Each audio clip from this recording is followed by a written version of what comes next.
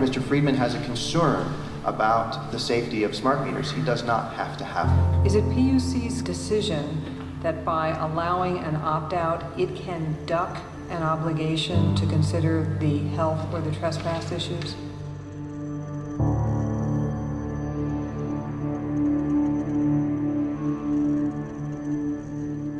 Your Honor, all of these issues were before the Commission in the earlier proceedings.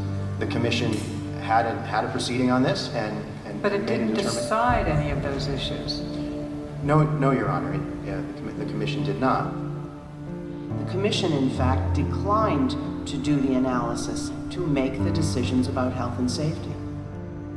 The remedy for all of the concerns in those proceedings was to offer an opt-out. How about the members of the public that are not opting out? Isn't it the Commission's responsibility to look out for their health and safety? And to make a judgment as to whether they're being unreasonably exposed to RF? Your Honor, nothing in the world can be made absolutely safe. So are you admitting that they're not safe? Is it the PUC's position that these are safe enough? Your Honor, the public is free to have whatever concerns it would have. What the Commission is doing, as you present it, is saying it has declined to do the health and safety analysis. You're on your own. No, the Commission instructed the utility to, in its communication plan, to provide information to all of its customers about smart meters and links to the science that is out there. But Ms. McCollum, there's still all those people that have them. And for those people, you're saying that the state of affairs can be that the Commission can take no position on their safety? And leave it up to the utility?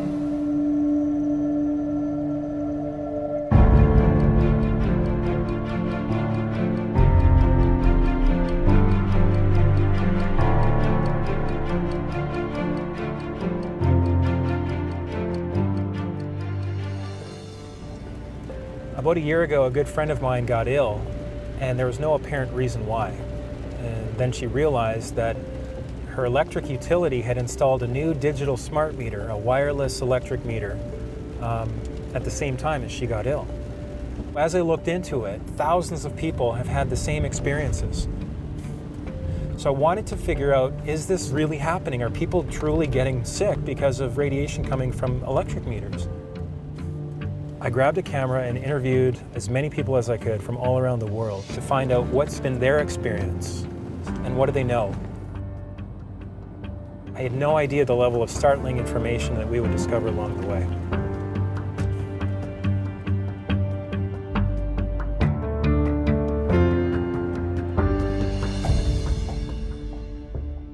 I was hearing this banging on the basement door, which is the door that leads into the hydrometers that are in here.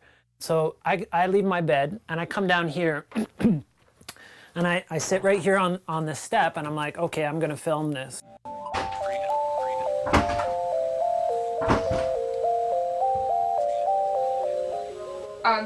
Sorry. I'm just putting in your meters. Your power's gonna be out for about 20, well, when I find the meters. They're down here, right? I'll show you the door. I'd heard her banging, but I didn't know that she actually kicked the door in until she left. Because when she left, I came here and I found this on the ground. I was like, wow, she actually kicked the door in. We've since repaired the door. We've put these do not install a smart meter sign on our door. And apparently this wasn't the only case of a utility breaking and entering.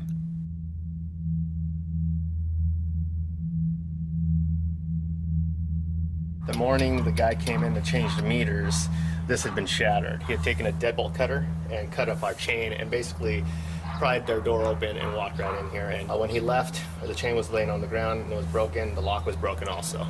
Vandalized the property and forced his way onto my property without buzzing any of the building buzzers. So with billions of dollars being spent all around the world with zero public input, and with all of these concerns coming to the fore, I realized that there had to be some serious commitment behind the scenes to push this grid through. A smart meter is part of a much bigger picture and a much bigger design. A smart meter is really just the attachment that goes on outside of a home or a business. A two-way transmission device that ties into the larger smart grid plans that are being built out across the world. In my research into this, I found that utilities around the world were stating that the smart grid will deliver enhanced energy security, reduced greenhouse gases, improved urban air quality, and increased grid asset utilization. To me, this sounded great on paper.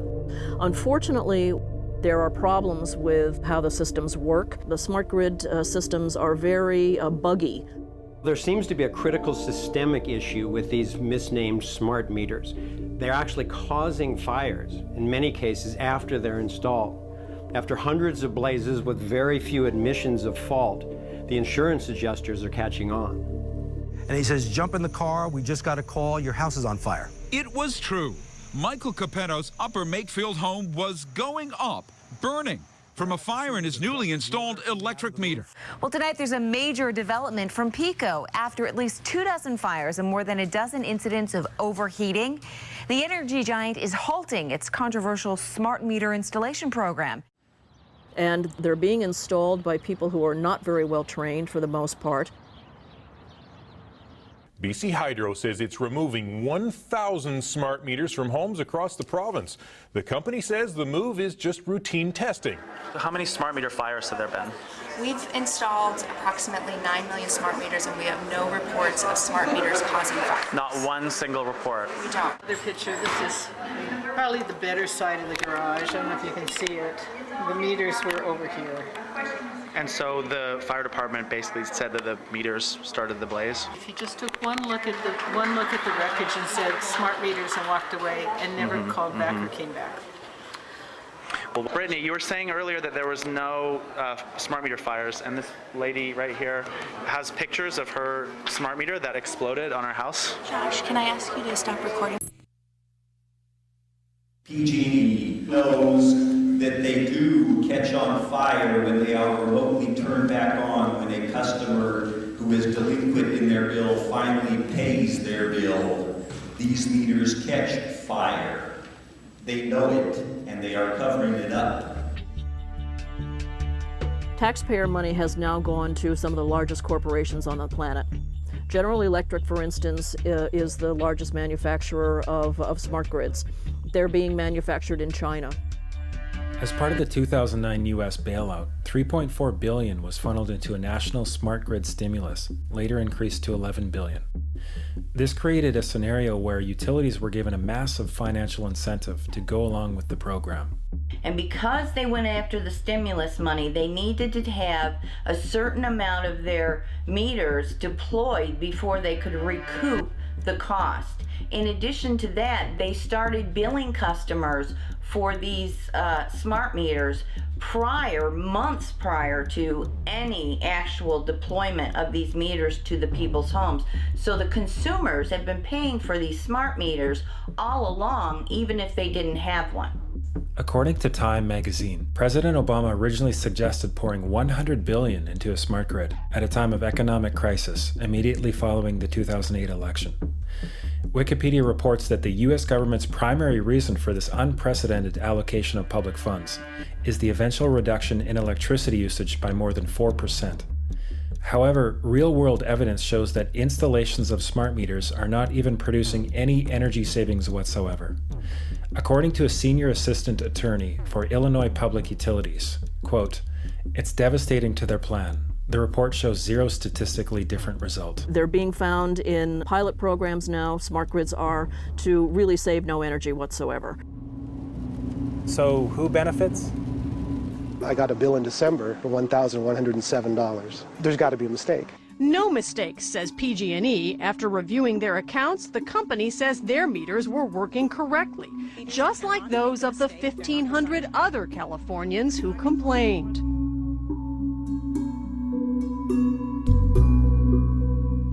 Consumer advocate Mindy Spat says that still doesn't explain something else. Customers with the smart meters claim that their energy usage has inexplicably risen since the meters were put in. So in other words, it makes it look like all of a sudden they're using twice as much energy as they used to use. Exactly. An experiment by some students at Stanford is raising new questions tonight about the accuracy of PG&E's controversial new smart meters. People all over the state have been complaining about inflated bills. 7 on Your Side's Michael Finney is here now to tell us more about the students' experiment. Like so many others, these students' PG&E bill went through the roof at just about the same time their new smart meter was installed.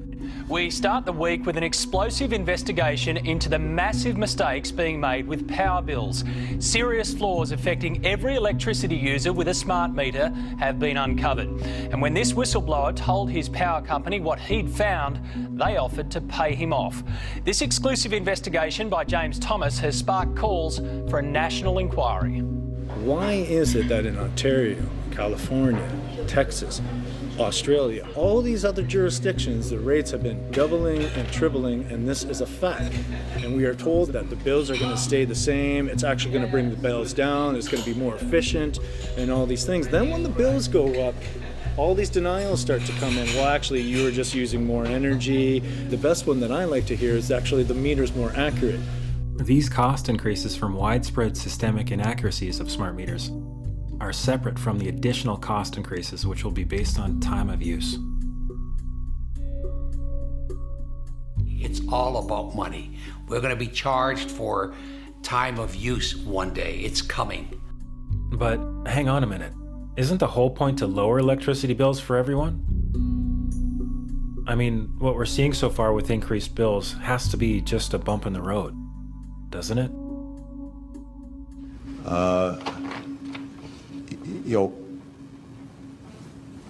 Under my plan of a cap and trade system, electricity rates would necessarily skyrocket.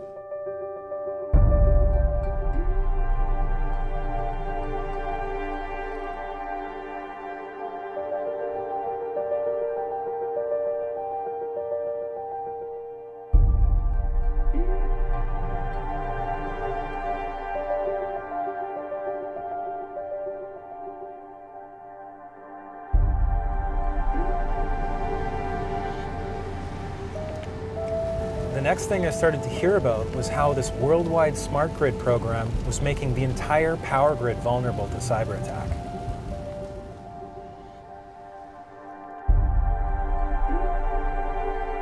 What they're doing now, they're constructing what they call a smart grid. And they're going to make it easier for you and me to call our homes on our cell phone and turn down our air conditioning on a hot afternoon if we're not there. Great. But that may well mean that a hacker in Shanghai with his cell phone can do the same thing or worse. And a so-called smart grid that is as vulnerable as what we've got is not smart at all. It's a really, really stupid grid. The vulnerabilities of the internet are now being transferred to the importance of the power grid. Without 100% assurance that the internet or that connectivity is safe, we are bringing the potential to take down the power that runs this nation. There is a smart grid initiative in almost every industrialized nation happening at the same time. And what that provides is the potential for disaster to happen on a catastrophic scale. Even the US government is admitting that the smart grid now opens the door to cyber terrorism on a huge scale.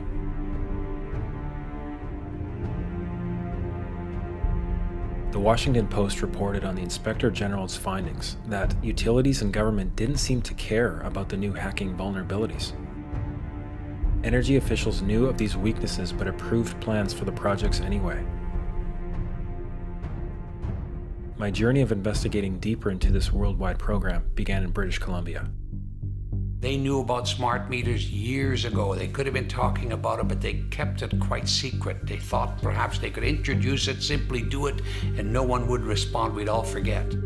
And they designed legislation that would make this possible, the installation of these smart meters, because without the legislation, obviously, it would be going to the Utilities Commission, they'd be looking at it, they'd be assessing it, they'd be studying it, they'd be addressing all the concerns we're talking about now. That's their role, and that's been cut out of the process. It was a terrible idea. Without the ability for the public to get honest, transparent answers from the government and from BC Hydro, they were left to their own devices. Which for many BC Hydro customers meant turning to the internet. And a quick Google search of smart meters will give you thousands of pages of bad news. We have a large number of British Columbians, over 100,000, that have not yet received meters, and it's because they don't want them. It has nothing to do with a lack of technology. It has nothing to do with the labor shortage. It's customers that are saying no. This is a mandate. This is being pushed down your throat by a company that is not responsive, by a government that is not responsible, and it's being done in a collusion that's designed to undermine the individual rights of individual people in communities across the country and around the world. So our provincial government has rewritten laws, is ignoring a democratic vote by all mayors and councillors, and is also ignoring resolutions from more than 50 local municipalities who have passed additional independent moratoriums on installation of these meters in their own cities. Despite numerous calls over several weeks, BC Hydro declined a request for an interview. Corix Utilities, the company installing the meters, didn't even want to return our calls.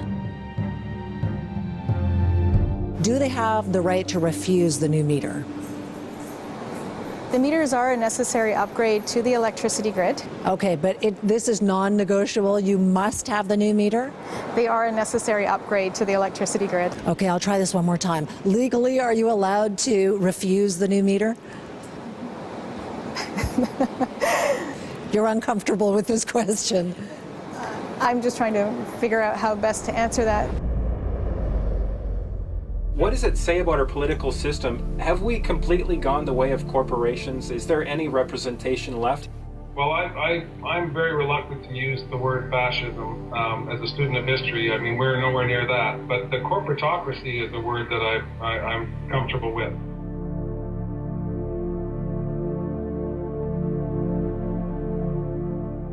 There's a worldwide privatization scheme.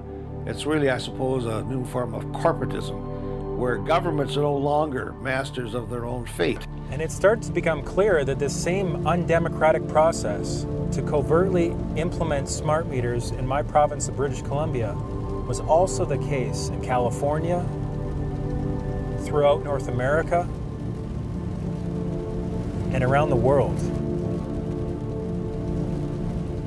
So how could it possibly be the case that these corporations who are pushing for a global smart grid would continue with their plans despite an enormous list of potentially disastrous downsides? A massive part of the smart meter agenda is to literally track every single movement within a house.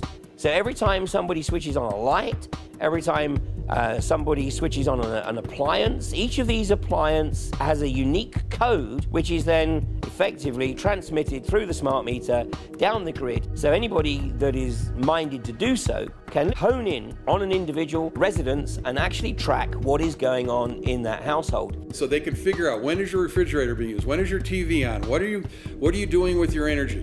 And they're going to start having a profile of you as an individual.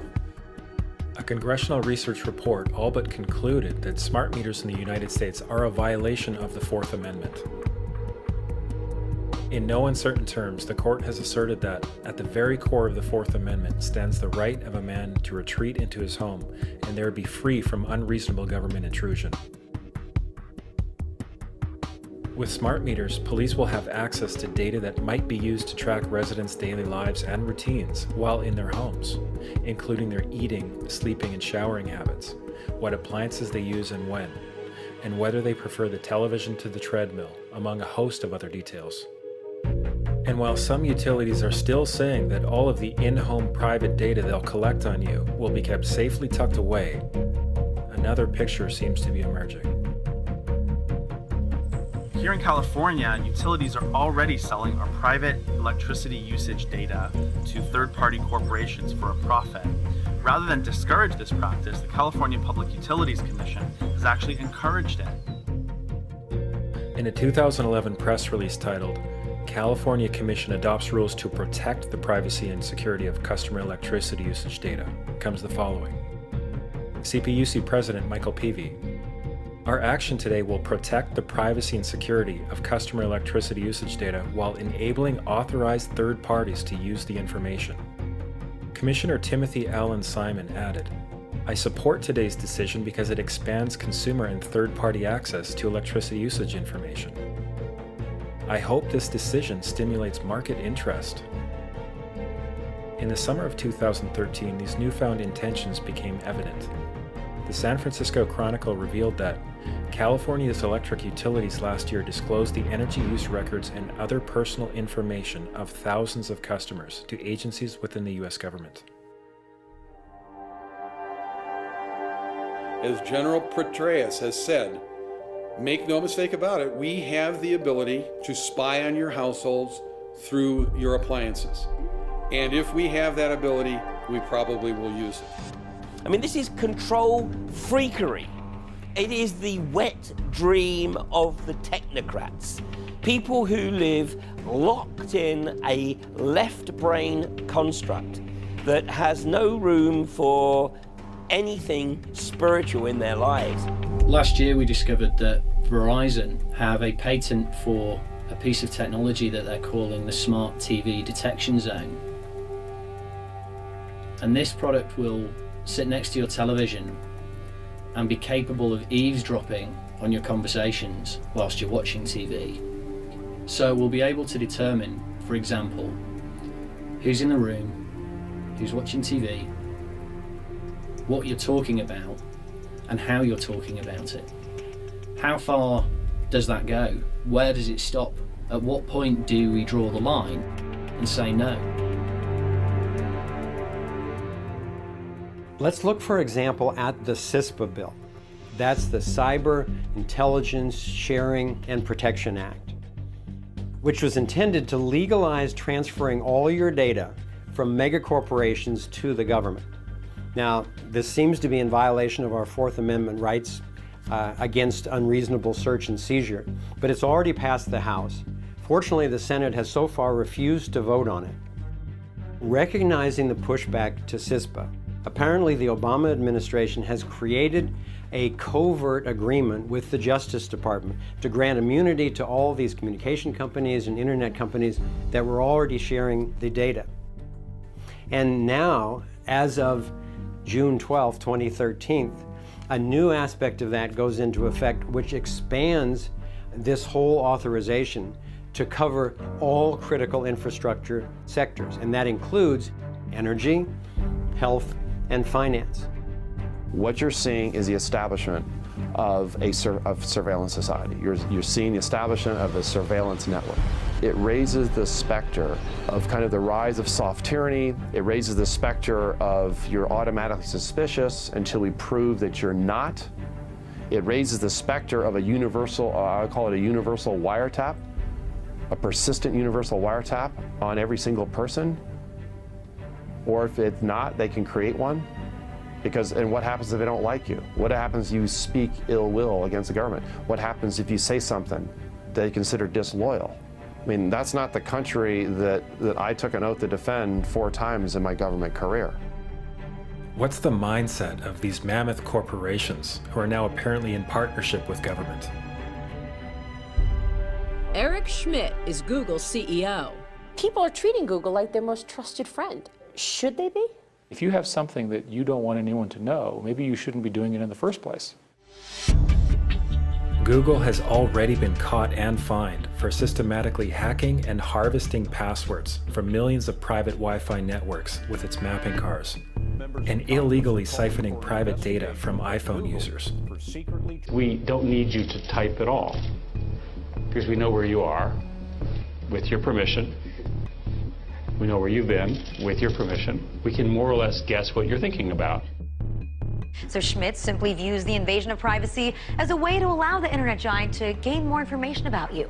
And then that data will let the search engine help you in your everyday life. Don't you get it? Google is trying to amass a huge amount of personal information about you to help you. Duh. There's what I call the creepy line, and the Google policy about a lot of these things is to get right up to the creepy line but not cross it. I would argue that implanting things in your brain is beyond the creepy line. Mine in particular. Yes, at least for the moment, until the technology gets better. Let's talk a little bit about information and search. Wait a minute, what was that? I would argue that implanting things in your brain is beyond the creepy line. Mine in particular. At least for the moment, until the technology gets better. Is he saying that Google's creepy line is defined only by the current level of technology? What does a higher level of technology have to do with morals or ethics? But what I learned in Silicon Valley was there is no moral component to technology unless humans insist that it be there. What more do you need to know? But most people seem to want to just close their mind to it and just say, oh, the government wouldn't do that, and, you know, that can't be true. It is true, and once you know it's true, you get this question in your mind of how did they think they could get away with it, and what in the world are they trying to do with all this data? Why do they need to get into our lives this deeply? My research has led me to believe that the controlling elite are trying to create a global cashless currency. And one of the ways that they intend to do this is to base it on carbon credits. Basically what that means is they're going to dole out your use of energy dependent on your behavior. And they want to be able to control it themselves.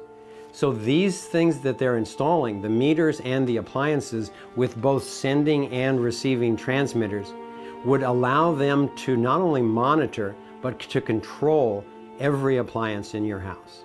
What is it that makes the government think that they can usher us into a totalitarian state at all, much less without us even noticing? It seemed to me that whether it's a terrorism threat or an apparent energy crisis, or an obsession to modernize technology without purpose, what's being consistently implied is that we must now willingly give up our basic human rights. I had to wonder, what if we are being systematically fed a false paradigm? Scarcity is the nightmare that's lurking in everyone's mind. It's what's driving a lot of our emotional reactions to everything that we face. It's that lurking fear that things are going to run out. So it's not a bad thing that we do have these fears, but they've overcome our ability to look at the reality, which is that we don't live in a condition of scarcity. There is no shortage of energy on this planet.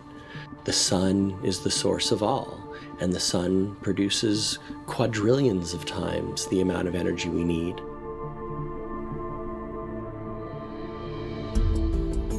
I've personally had the privilege of visiting numerous laboratories where inventors are successfully creating technologies which access off-grid energy in whole new ways. And it's really exciting to see. Sadly, most of these have been raided and shut down. And the Federation of American Scientists have actually acknowledged publicly on their website that over 5,000 of these technologies have been suppressed, have been confiscated in the process of applying for patents. This whole smart meter fiasco could go away very quickly if these alternative energy technologies were simply allowed to flourish. Now, that's not going to be in the agenda of the controlling elite. That's going to be up to us. I looked into it, and it turns out the US government has actually created a law for the suppression of inventions.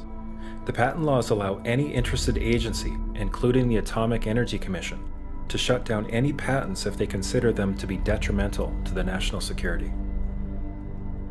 With 6 of the world's 7 largest companies in the oil and gas industry, could it be possible there's a vested interest in preventing decentralized clean energy, pulling strings at this level of depth? And incredibly, in July of 2013, Spain actually taxed the sun, setting a fine of 30 million euros for violators who collect sunlight for their own use. While billions and billions of taxpayer dollars continue to be spent for a centralized control grid, are we still expected to believe that this has anything to do with going green? Whenever human beings are invested historically in a particular technology, then power structures build up around that fight for their own interest, just at a time when a change is about to take place to a better way of doing things. They fight for their existence like a creature fights for its existence. They are the dinosaur that is just about to become extinct, which is the need for overly centralized power producers. And that this is a bid to have a device in the home which gives them both control and future capabilities of broadcasting and receiving through the home. Whatever is happening to Americans with this technology is going global. Every one of these energy companies in the United States is embedded in an international grid of energy delivery, and they're working to control every household across the world using this kind of technology. Wait a minute, this isn't what I asked you to do. All I asked you to do is deliver electricity to my house, not monitor my house, not broadcast throughout my house. When I was in Silicon Valley in 1980, this was being discussed. It was who was going to take over the home, the energy companies? Was it the phone companies? Was it the energy companies? Whose line of access to the home was going to allow a single point of access to the home? But it didn't escape everyone that however they delivered everything to you, made you totally dependent, gave complete access, and could be a two-way street. But what no one knew at that time was that a method of technology would be used whose byproduct was essentially radiation. Ms. Lawson? Our power was cut off on February 11th, 2013, and we have not had power in 7 weeks.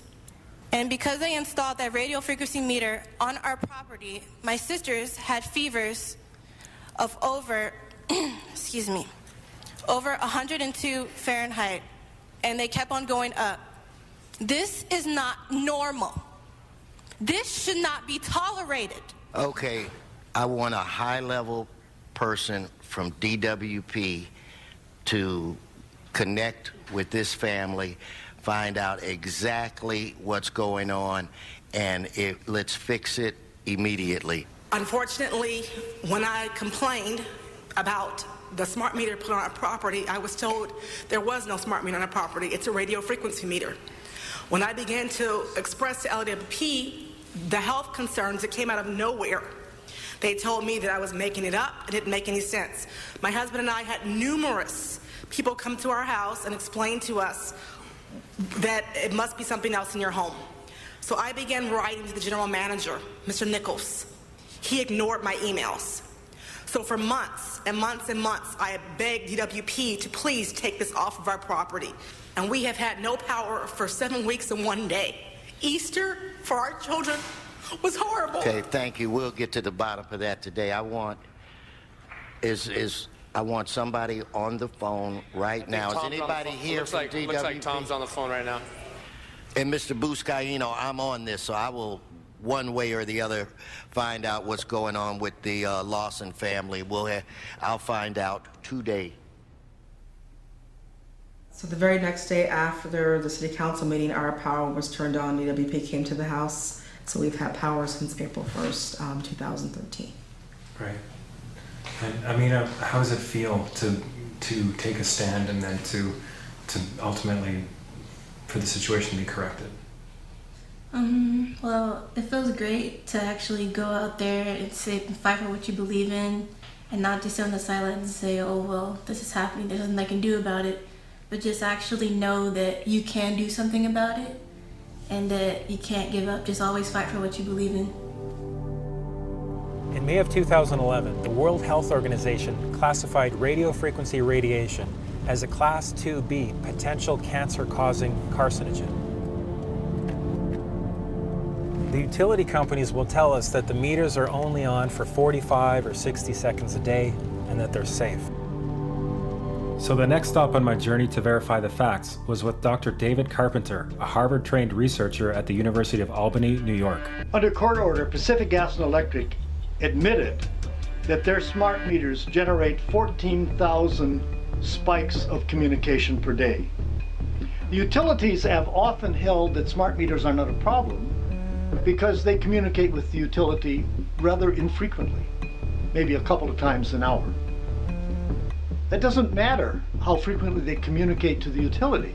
What matters is how frequently do they generate radio frequency fields. And clearly the utilities have been hiding the fact that these smart meters generate these radio frequency fields almost continuously. They're pulses, but they're very, very frequent. So according to PG&E's court documentation, the average smart meter is on for 45 or 60 seconds a day, but they've conveniently withheld from us that these 45 or 60 seconds are split up into 10,000 or more pulses, each at about 4.5 milliseconds in duration, emitting all the time, every few seconds, 24/7. And some meters are up to 190,000 pulses per day. So this is a smart meter bank. It's inside a Northwest DC condominium building, and there's 32 different smart meters inside this building. So what I did was I brought in a meter that measures the levels of radio frequency radiation, and what I'm finding is that these smart meters are emitting radiation every few seconds. But Pepco says smart meter communications take place every 4 to 6 hours. So I brought these findings to Pepco spokesman Marcus Beal, who said, I can't account for a test that there are a lot of variables involved that we can't account for with a test that we're not present at. But, we're confident in the specs of our meters and the safeness of the meters at this point. So I asked Pepco if we could go out with their experts to do their own test. They told me they would look into it. And just to be clear, we're not saying whether or not this radiation is dangerous. That's up to the scientists, and it is currently the subject of a very heated debate. The definition of a smart grid is a wireless system that will fundamentally turn every single appliance in your home into the equivalent of a transmitting cell phone. That's every computer, every television, every furnace, every air conditioner, every coffee machine, every printer, every single appliance that you have in your house will eventually, in a smart grid, have an antenna that's embedded into it that will transmit your usage data to a smart meter on the outside of your home that will then transmit your usage data to another tower receiving that usage signal that will then go to the utility company for supposedly billing purposes. Not all signals will just be about your individual use. There will be aggregate meters that will bounce signal from house to house to house within a neighborhood that will then accumulate all of the usage data that will transmit that to the utility company. Now, what that will do is that the end metering system that is transmitting all of that data will be firing an RF signal at many, many times a second, which will increase the average homeowner's radio frequency radiation exposure exponentially. This picture shows some aphids on the leaf of an orange tree shortly after radar equipment was installed at a nearby airport a number of years ago. I noticed that every few seconds all the aphids would tense up in unison and do sort of a little dance, as you see in the picture. Upon further investigation, I found that the interval of time between the activity of each dance coincided exactly with the rotation of the radar rotor device at the airport, which was a distance of approximately 14 miles. And we now have vast amounts of published science on microwave radiation and health effects. The data we're going to look at are all published science, testing results, or public standards. At the bottom end of the radiation scale of what's called power density or signal strength is the minimum level at which cell phones will work, which was found to be 0.2 billionths of a microwatt per centimeter squared. Pine needles were found to age prematurely at 0.000027. At short-term exposures of 0.05, children aged 8 to 17 experienced headache, irritation, concentration difficulties, and behavioral problems. Point 1 is the biobiology or building biology guideline for extreme concern. 1.0 produced sperm DNA fragmentation and a decrease in sperm viability in vitro. Also at 1.0, the science shows the following bodily effects can occur: headaches, dizziness, fatigue, insomnia, chest pain, difficulty breathing, and indigestion. 2.5 saw altered calcium metabolism in heart muscle cells. 4.0, changes in the hippocampus affecting brain memory and learning. And at 6.0, DNA damage in cells. So where are smart meters on this list? Electrical Power Institute in December 2010 measured a single Itron smart meter with pulses up to 7.93 microwatts per centimeter squared. Our own testing indicated approximately 8.0 with 1 meter. These tests are at a close distance, approximately 1 foot away from the meter, but an infant's crib could be just as close on the other side of the wall where the meter or bank of meters are installed. Even though there are all these known health effects at levels far lower, Switzerland, Liechtenstein, and Luxembourg see fit to set the standard at 9.5. And China, Poland, and Russia, 10.0. This is the same level at which behavior has been altered, producing reflexes of avoidance following 30-minute exposures. A room of 12 smart meters, very common and even a conservative number in an apartment building, tested at 19.8 microwatts per centimeter squared. This is hundreds of times higher than levels which clearly indicate harmful effects. So how can utilities and governments get away with forcing these devices on everyone? This is how. In Canada and the US and several other civilized countries, the safety limit is set at 600 to 1,000 microwatts per centimeter squared. This so-called safety limit is literally tens of thousands of times higher than levels which are known to damage health, according to peer-reviewed published science.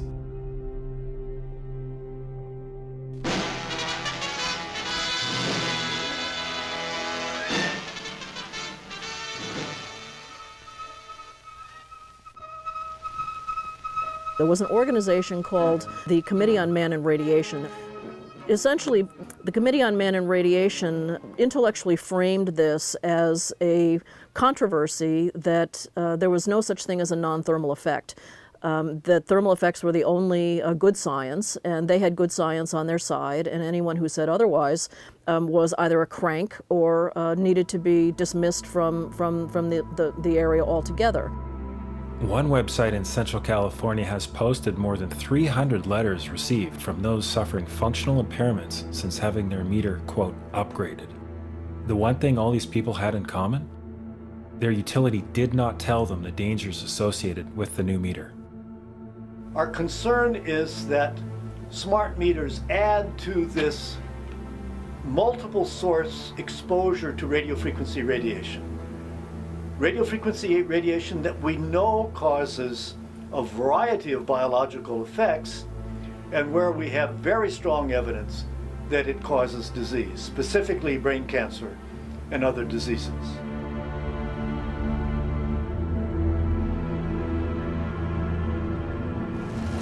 There have now been more than 6,000 published scientific studies on the health effects of microwave radiation since the 1930s, and with the vast majority showing that there is some biological damage being done, the jury's no longer out on whether this is harmful. Even by 1972, we have the US Navy producing an unclassified report of health effects on the human body observed from microwave radiation, summarizing more than 2,300 studies.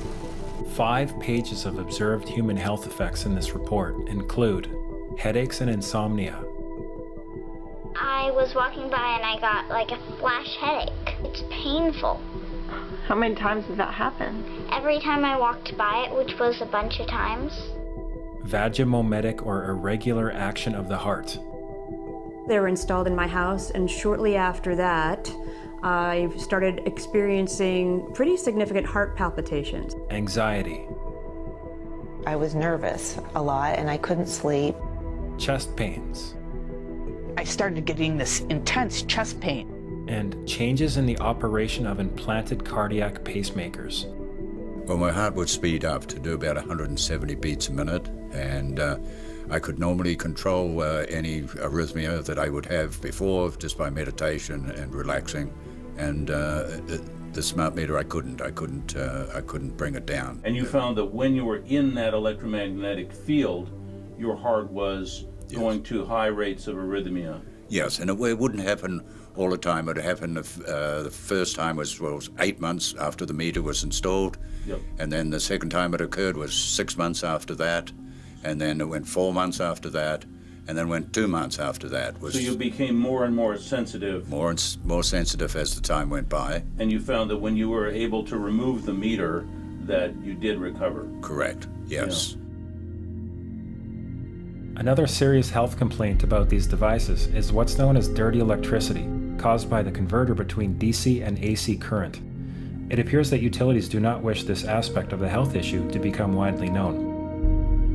I can't tell you how many people have called me who became dreadfully ill the minute one of those got put on their house. Dirty electricity is, the best synonym is electrical pollution. We understand air pollution. There's clean air, there's polluted air. There's clean electricity, and there's polluted electricity. Dirty electricity is the major pollutant that comes into your house on your wires, riding piggyback on the 60 cycle. The real evil about the smart meters is everybody gets one, the whole neighborhood. I mean, every house in a development, every apartment in a building has got one of these things. Each one's got a switching power supply in it, and they're all big generators of dirty electricity, and I'm certain it's the device that changes the AC to DC. After having 12 upgraded meters installed on her bedroom wall, Rosa Perrick began experiencing headaches and insomnia. I lived through Nazis, communist soldiers, Cossacks. Nobody damaged my health as much as smart meters did. This is supposed to be my golden years. Instead, these are my bloody years. You did not give me option. When you came and installed, you did not give me option. I didn't have no option. You came after me. You deceived me. I have something to show you. This is I have no control when I'm going to bleed, when my nose is going to bleed. This is the blood from my nose. I cannot even sleep on my own bed anymore. I have to close the door to the bedroom and sleep on chairs in the living room or put the mattress down, sleeping bag on the floor.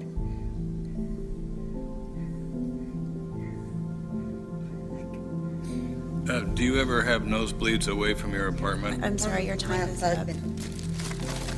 Thank you very much. I appreciate you coming. Your time is up. Your time is up. Thank you. I made a call to a government agency. I started to talk about the problems with the meters, and he was getting agitated, and he said, they're just like cell phones. There's nothing wrong with these meters. They're just like cell phones. And I said, no, it's not true. There's a problem with these meters in the switch mode power supply. And he said to me, how do you know about switch mode power supply? And I said to him, what is your name? And he hung up on me. And then about 10 minutes later, he called me back on a different phone, and he told me there is a problem with the switch mode power supply. He knows about this, but he can't talk. And I think that a lot of people are scared to talk, and a lot of people know what's going on here. Electricians know, people at Con Edison know, but I don't think they know what to do. I would say that it's better to do the right thing, because when people are silent, a lot of people can die.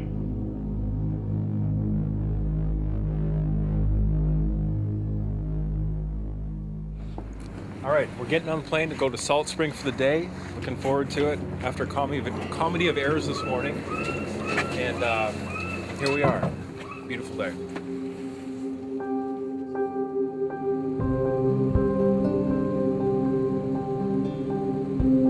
Away from the city, we wanted to track what was happening with this agenda in a small community called Salt Spring Island, where we were hearing around 30% of the population had locked up their analog meters or otherwise made it clear in writing to their utility that they were choosing not to have a meter installed.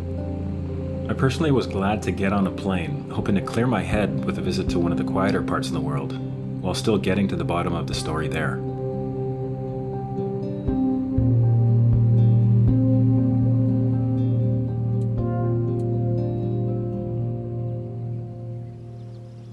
We know that you have refused a smart meter. Okay. The meter that will be installed onto your premises here will not be functioning as a smart meter because there are no receivers established. You get what everyone is calling a smart meter, none of which are smart meters yet. Because You will guarantee me that we will not have it functioning as a smart meter. because you're opt-out. Because we're opt-out. Yes. Yes, I guarantee. You will guarantee me that. And if you want, I will get BC Hydro, I will get Gary to write you a letter to that extent, and he'll send it registered mail. So, Chris, are they going to be running this as a smart meter or just as a regular meter? They're going to be running this as a regular digital meter, such as has been put on houses since 2008. So Chris has the meter on now, and he's going to test the meter. Yeah. Okay, they're lying, folks. This is emitting. Oh, there you go. Yeah, they're lying. Getting a reading on your... Sorry. Yeah, okay, that's over 20,000 microwatts, and the hydro has officially lied, publicly lied in front of all these people, lied to the owners of this house, to the effect that this would not be emitting radio frequency radiation. It's emitting radio frequency radiation in spades. I feel like They have lied. Yeah, you have lied. You son of a bitch. You have lied. That You is and your buddies. really bad. I'm so upset. I'm so upset. You've lied to us. You've lied to us. You said that there's not going to be any radiation coming off that, so you're lying to us. I have no idea of the testing mechanism of this. I have no idea who you are. You know, how do you think I feel right now? I trusted you, and that's how I honestly feel. I feel like I've been raped. With this smart meter program, we're stepping across the line from democracy to corporatocracy, and that's scary. The person who invented the word corporatism was Benito Mussolini. It's also known as fascism, and everybody uses that term a little too loosely, but in this case it applies very succinctly. If you don't have the right to a healthy environment, you have basically lost all rights. People who haven't the faintest idea that they had a smart meter installed are getting very sick all of a sudden and wondering why. And suddenly it comes to them that, oh, something's different about my electricity meter. I'm a beekeeper, or I was beekeeper. For over 10 years, I had 2 hives on my side porch outside of the rain. About a year ago or so, I had a smart meter installed outside of my knowledge with all the EMF. This winter, I've lost all my bees. I don't know if it's because of colony collapse disorder, or I don't know if it's because of the EMFs from the smart meter, but it is suspicious.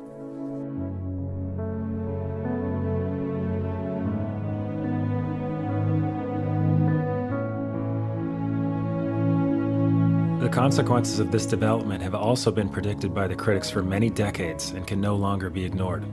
Bees and other insects disappear. Birds avoid certain areas and are disoriented in other locations.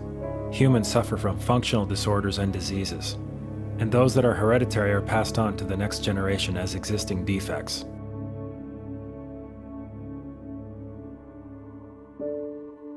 Despite overwhelming evidence of biological harm from this type of electromagnetic radiation, the utility industry has assumed the safety of smart meters without doing any testing.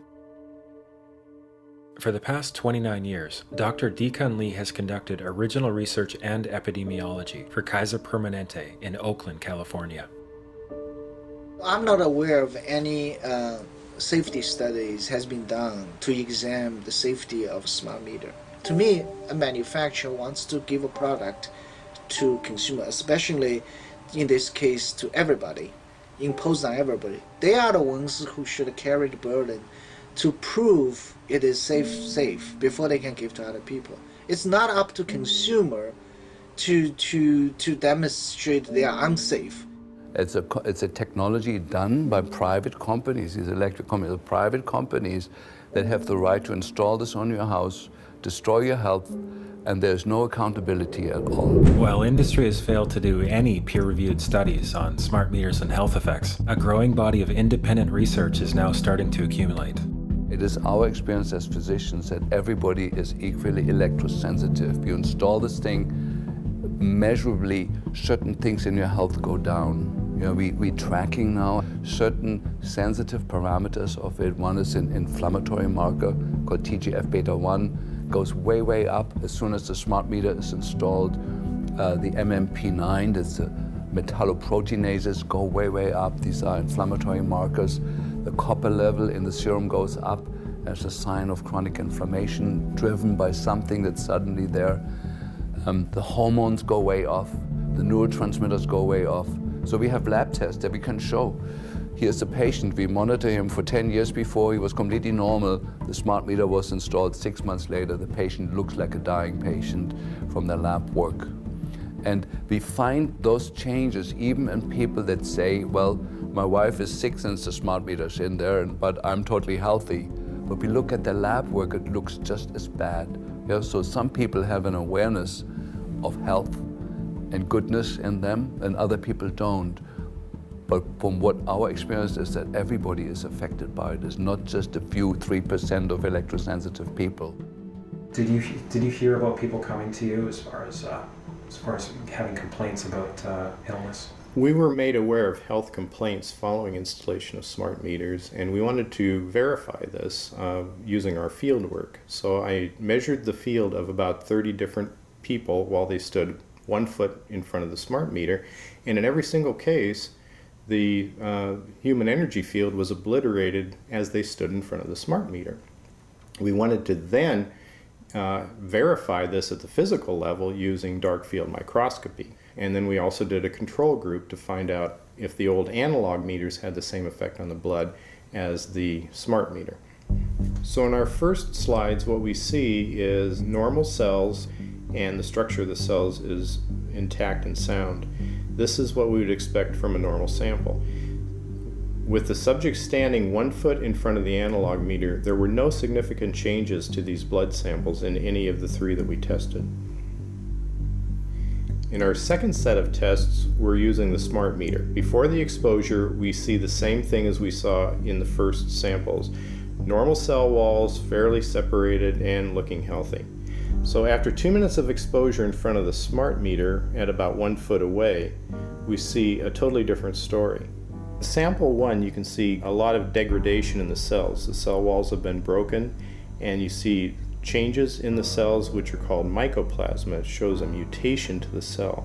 In the second sample, we see a different type of degradation to the cell membranes. You can see a corrugation here. This is called bottle cap formation, and it's known that this occurs due to oxidation or exposure to free radicals. So this third subject, when we did her sample, she had to be pulled away from the meter after 45 seconds because she complained about an increasingly severe headache. And here you see a phenomenon called rouleau, where the red blood cells are stacking up, which makes it very difficult for the blood to deliver oxygen to the tissues as they would be their normal function. Every single one of these is a degradation. Every single one of these shows a trauma to the blood cells, and that came from something, and the only variable was the smart meter. The good news in all this is the patient and the blood can return to normal once they have been removed from the influences of these stressors. So this thing about electrosensitive, 3 or 5% of people are affected and everyone else is okay, I mean, what do you have to say about that? There are changes whether they feel them or not. Maybe they're not out there complaining about it or trying to make other people aware of what it's doing to them, yet they're still being affected by it. While most of industry continues to use fine print and loopholes to evade accountability, there is a worldwide paradigm shift steadily underway. 60,000 doctors in the American Academy of Pediatrics are paying attention.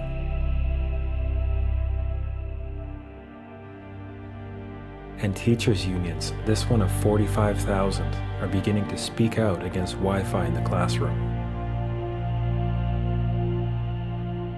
Some regions are taking steps to cut the power of cell phone masts by 90%. And in many areas, towers are starting to come down altogether. But governments such as the US want smart grids and high-powered Wi-Fi mesh networks to blanket everywhere and everything. As industry cleverly camouflages itself, concealing the harm it is doing. Amazingly, our centers of medicine are seeking to bathe newborns in wireless. And this has continued on because the official line is that microwave radiation is safe enough. The radio frequency radiation work that we did was supported by Motorola. The relationship was really very cordial and very stress-free, but only up until we started generating data. These folks were very, very upset and began to talk about how are they going to handle this, what sort of spin can we put on this, what can we expect from this, and from that point on the relationship changed. What we saw was that Motorola began to exert more and more control over the work, telling us what to do, telling us how to write abstracts, what to say in the abstracts, what to say in the papers, how to do the work. No, don't do this. Yes, do it this way. This was unacceptable.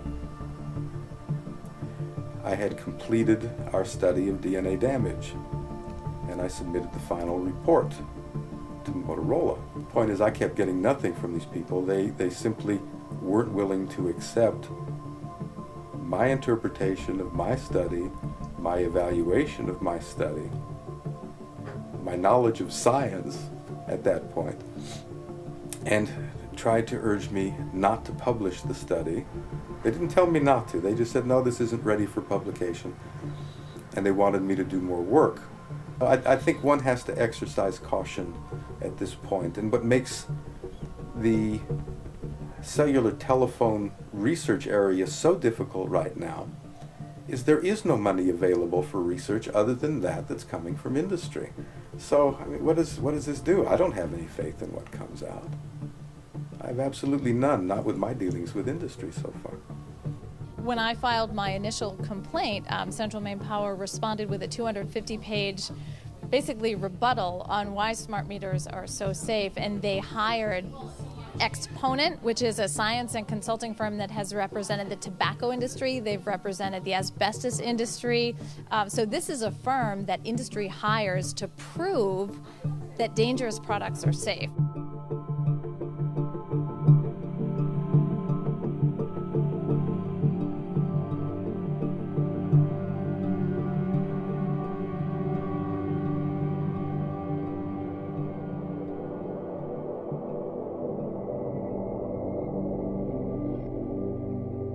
In 1996, Congress passed the Telecommunications Act, which included a provision called Section 704 that took away state and local governments' rights to resist antennas on health or environmental grounds. The legislation was actually written by the industry. It was also the first time in history that industries of all stripes were invited into congressional chambers and asked essentially for their wish list. And the telecommunications industry, like other industries, just rushed right in and gave them their wish list. It took away your state and local government's ability to protect you, to protect children, schools, every environment from this kind of radiation. I mean, this is ludicrous. This is unconstitutional. But this reflects the power that the communications industry has with our Congress. And now there's a new bill called the Smart Grid Advancement Act of 2013. This bill would grant the federal government unprecedented powers to forcibly deploy this smart microwave and surveillance program upon all states, regions, and everyone in the nation. What's going on here? This is a wireless device which is unproven scientifically, which all the evidence so far proves is dangerous or questionable, which should therefore be studied intensely before it's released to the public.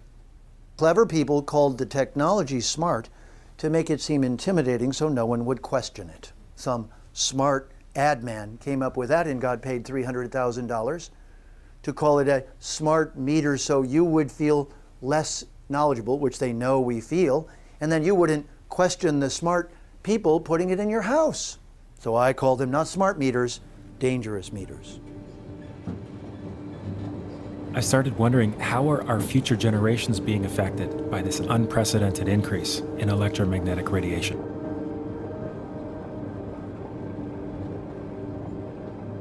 I had a son that was going to school at San Diego State University, and he called me and he said, "Mom, I've got the worst headache." He says, "I'm projectile vomiting all over my apartment." And I said, "Get to the hospital."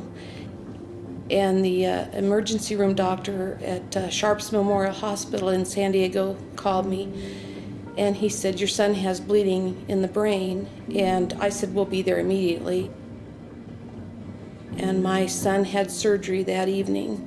When he got out, Dr. Tanawai told us that my son had brain cancer, and it was either the very worst or the second worst type of brain cancer you could have. It was nothing but chaos for 7 months. We moved him back home and had to pack everything that he owned in California and brought him home, and he only survived just shy of 7 months, and he died October 11th of 2008. August 7th of 2009, I typed in cancer clusters, and I saw SDSU, San Diego State University brain cancer cluster. And I read this article over and over, and I think it put me in shock, and I ended up on the floor for the rest of the day. But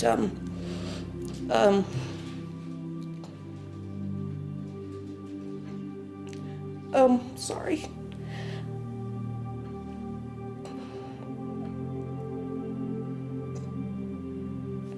I realized they were talking about my son, so I immediately started contacting SDSU, the administration, and I felt myself just being bounced around. Nobody wanted to deal with me. So I got in my car and I drove out to San Diego for the whole month of October of 2009. And I went over onto the campus. In these articles, they talked about a cell tower. And I went over there, and there's this huge cell tower that's outside of this building, which towers above Nassatir Hall and room 131, where all these kids and people have come down with brain cancer.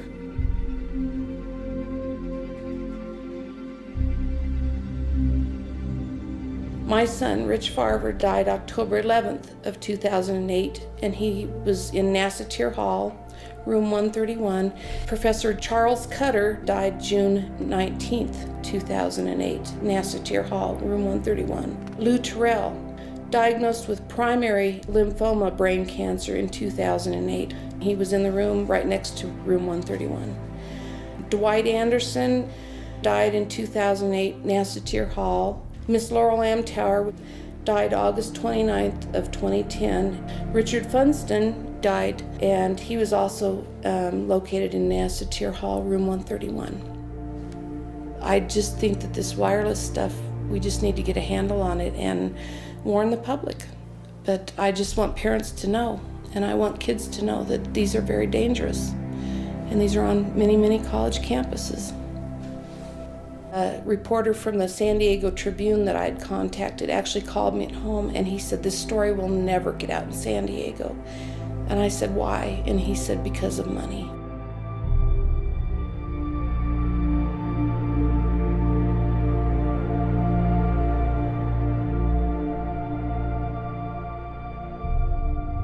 After having interviewed more than 70 people from 4 countries, witnessing the profound emotion from those whose lives have been ruined, I felt myself wondering if I could ever really make a difference against corporations that are so powerful and so willing to put money before life itself.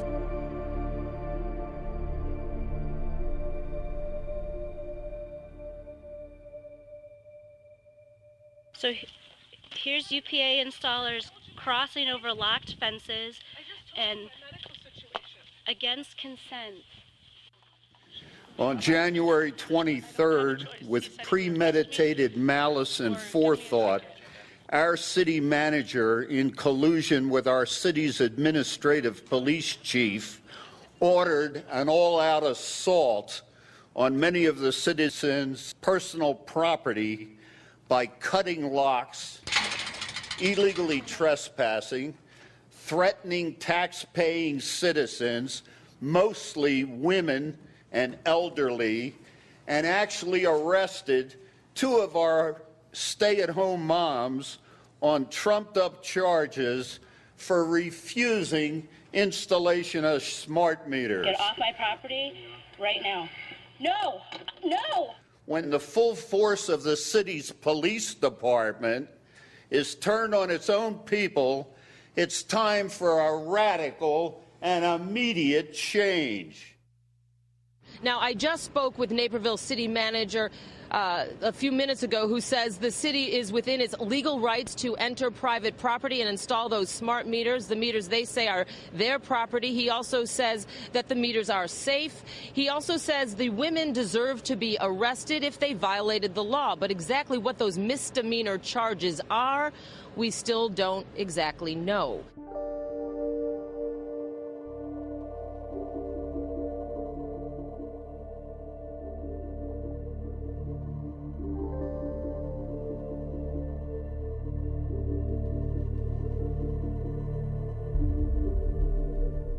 I'm one of the homeowners who had his property rights violated, even though by certified mail I notified the city manager I would not participate in this federally sponsored voluntary program and would not accept the extortionary alternatives provided. As a result, I'm asking for City Council to fire the city manager, the acting police chief, the police officers who participated in this travesty, and any city employee who advised them that they had the right to do so. As far as I know, we still live in the United States of America and not communist China. Thank you.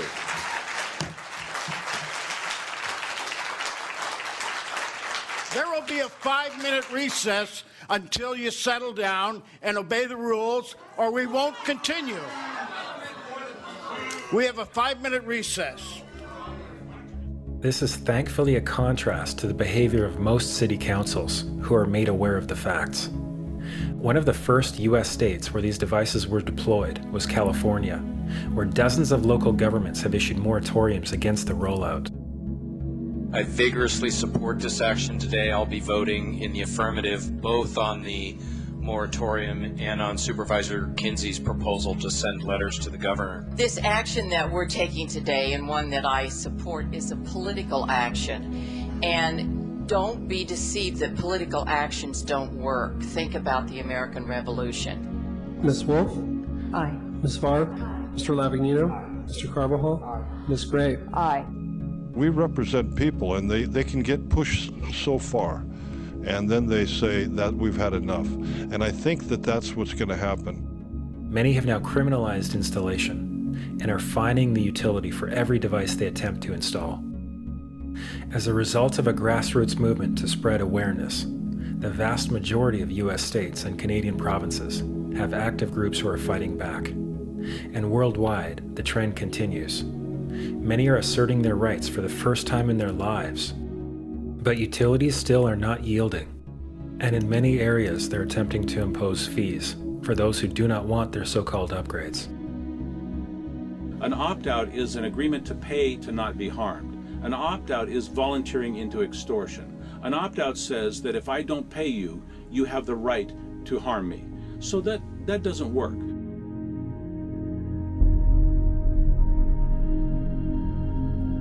They are embarking on a monstrous act of deception. They are saying one thing, but you're getting something else. And I see that as a form of extortion. You either take our energy the way we want to give it to you, or we're going to cut it off. That's extortion. That's a criminal offense. As a fraud cop, I'm just wondering when the world's going to wake up. You put a story out there, it's wrong, but what the heck? We're going to go with it. We're going to look you straight in the eye, and we're going to lie to you. What are you going to do about it? What would you recommend from your experience that people may not understand, or that you've gone through what they should do or what they should know? They should know that they can change that meter, and they should do that. That is the most important part of it, is to change that meter over. The utilities have something called a legal mechanism called implied consent, whereby our silence is golden to them. We've given them consent by being quiet. We can't afford to be quiet on this. We have to take action. This is a game changer. These companies are betting on you saying nothing. They're betting on you quietly complying with their wishes to install these smart meters on your property. You have the right to refuse a smart meter on whatever grounds you deem appropriate. They put the smart meter in without informing us or asking as if we wanted it. So we just told them to get the smart meter out and put the old meter back or we wouldn't pay. What's important for people to realize here is that you're in a contract with a utility company. As soon as they change the terms of that contract, they have to get consent. That's so important. You have to agree to those new terms or the contract is void. We wrote them a letter immediately, formal letter stating that we do not consent to the meter installation, we do not consent to the new terms. In our view, that voids the contract. They did threaten to terminate the power. They did threaten to disconnect. They've sent 2 notices in the last year and a couple of months that they would terminate or disconnect the power if somebody in this house would not pay the bill. And we sent them a letter back that we're not paying the bill and they haven't disconnected the power. There's no law on the books that say you have to take a smart meter. None. What about if thousands and tens of thousands and millions of people all did this? Oh, it would collapse in a day. You can't have radiation emitting surveillance devices on everyone's home if people want to assert their rights. So we're in a very strange time in history where your power company, that's supposed to be this innocent provider of electrical service, has become your assailant. And you are required, in order to protect yourself, you're required to fight back. You're required to stand up and say, no, this is wrong, and I'm not going to permit it.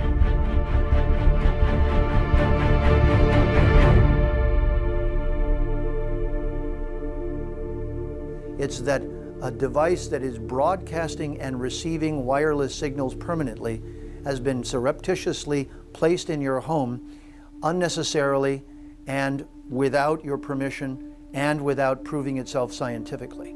This is a test case for technological democracy if I've ever seen one.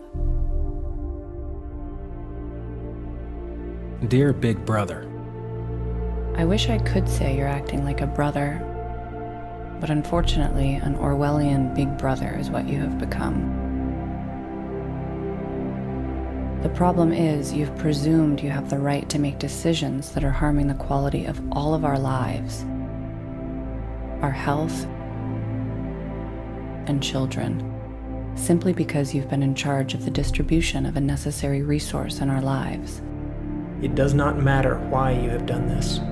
There is no right way to force unproven and dangerous technology upon the world. And history has shown that being sorry after the fact for harming people through unproven medicines, technologies, is of no help. You do not have enough money to repay the harm that you are doing to all life. From the acknowledged dangers of genetically modified foods, to preventing new ways for people to generate energy, to invasive, untested devices for monitoring and control, you have created problems and forced false solutions in the name of saving the planet, fighting terrorism, or increasing corporate efficiency. You have even blatantly placed career lobbyists as your corporate yes-men, as heads of the very agencies that are supposed to protect the people. Now you are deploying wireless digital surveillance and broadcast devices upon everyone without disclosure. This is a preemptory attack against the principles of a free society and a taking away of our rights to make decisions. It is not your place to make these choices for us. By behaving this way, you have gone from an asset to society to a tyrant acting behind the cover of corporate freedom. You have gone from the brotherhood of man to the Orwellian Big Brother, who treads upon our trust and goodwill for profit and control only. This is no longer acceptable. You and your agents will be held financially and criminally liable for your actions as corporations and as individuals. The excuse of just following orders will be of no avail to those going along with this.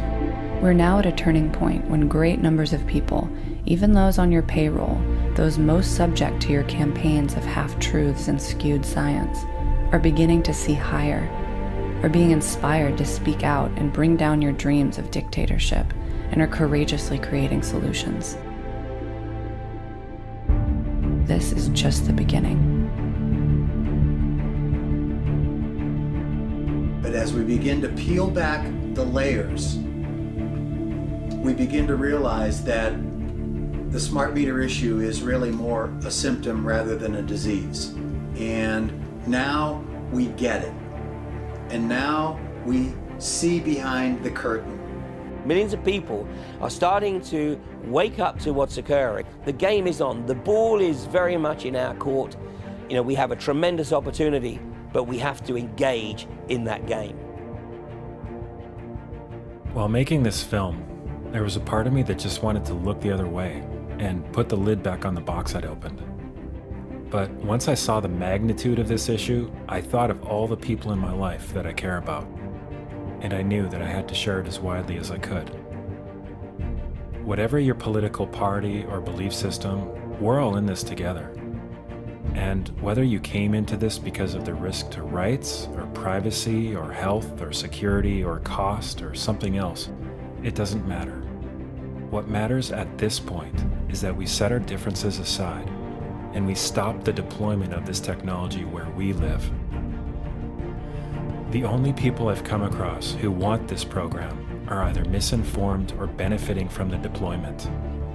Instead of so-called smart meters and a smart grid, we need wise people who see what's going on and who realize that we all have the power to change our situation. Change happens when you make a decision and say, I will not have one of these devices on my home.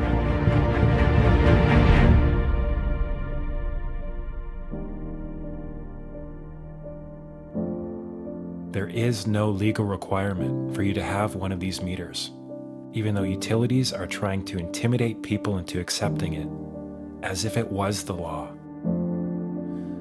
To assert your choice and protect your foundational rights and health, you need to notify your utility. Otherwise, the choice will be made for you. Share this film online with everyone you know. You can also host a screening in your community or for your city council. It starts with us, but we are not alone. All around the world, this is a time of social awakening. A wave is sweeping the planet, inspiring millions of people to stand up to corrupt corporate governments. The veil of illusion is lifting, and we're all finding our voice. Because this agenda is being implemented as we speak, we all have to act now. Not only can we make a difference, but we must. Together, we will build a safer and more abundant world.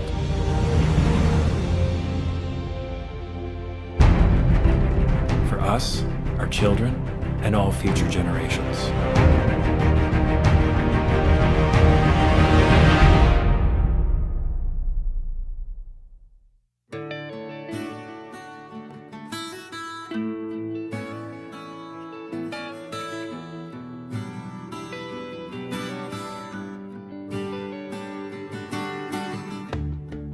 I know you're scared to be yourself sometimes.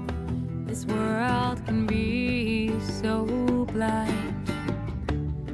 But if you take the chance to trust, start to open up, you just might find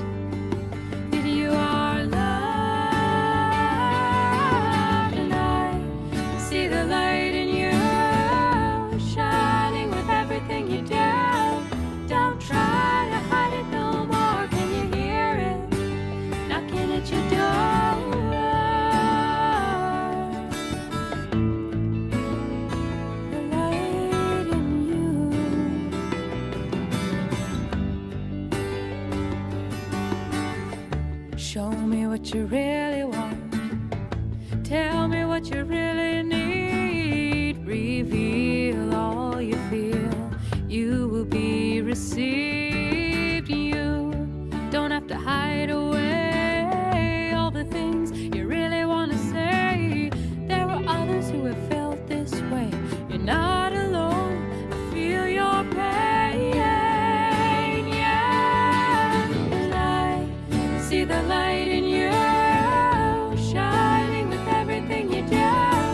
Don't try to hide no more. Can you hear it knocking at your door?